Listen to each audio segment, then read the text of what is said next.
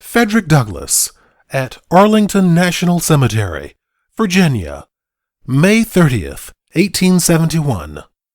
Friends and fellow citizens, tarry here for a moment. My words shall be few and simple. The solemn rites of this hour and place call for no lengthened speech. There is, in the very air of this resting ground of the unknown dead, a silent, subtle, and all-pervading eloquence far more touching, impressive, and thrilling than living lips have ever uttered.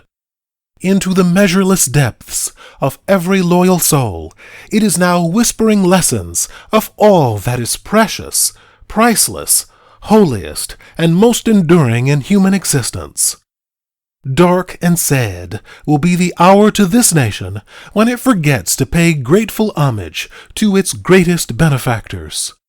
The offering we bring today is due alike to the patriot soldiers dead and their noble comrades who still live. For whether living or dead, whether in time or eternity, the loyal soldiers who imperiled all for country and freedom are one and inseparable. Those unknown heroes whose whitened bones have been piously gathered here, and whose green graves we now strew with sweet and beautiful flowers, choice emblems alike of pure hearts and brave spirits, reached in their glorious career that last highest point of nobleness beyond which human power cannot go. They died for their country.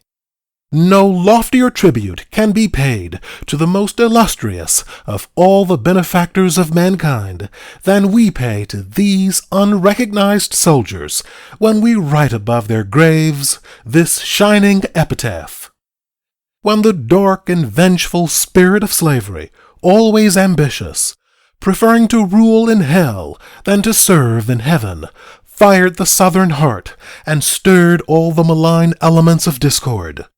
When our great republic, the hope of freedom and self-government throughout the world, had reached the point of supreme peril.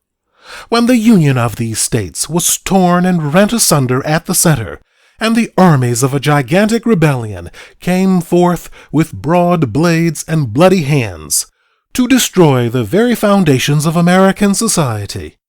The unknown braves who flung themselves into the yawning chasm where cannon roared and bullets whistled, fought and fell. They died for their country. We are sometimes asked, in the name of patriotism, to forget the merits of this fearful struggle and to remember with equal admiration those who struck at the nation's life and those who struck to save it, those who fought for slavery and those who fought for liberty and justice.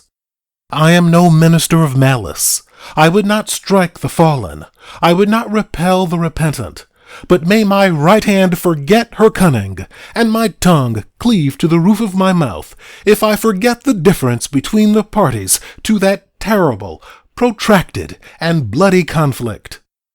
If we ought to forget a war which has filled our land with widows and orphans, which has made stumps of men of the very flower of our youth, which has sent them on the journey of life, armless, legless, maimed and mutilated, which has piled up a debt heavier than a mountain of gold, swept uncounted thousands of men into bloody graves, and planted agony at 1,000,000 hearthstones. I say, if this war is to be forgotten, I ask, in the name of all things sacred, what shall men remember?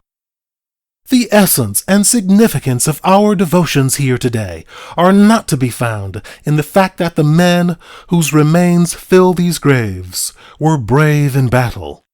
If we met simply to show our sense of bravery, we should find enough on both sides to kindle admiration. In the raging storm of fire and blood, in the fierce torrent of shot and shell, of sword and bayonet, whether on foot or on horse, unflinching courage marked the rebel not less than the loyal soldier.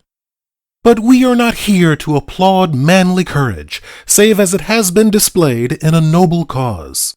we must never forget that victory to the rebellion meant death to the republic. We must never forget that the loyal soldiers who rest beneath this sod flung themselves between the nation and the nation's destroyers.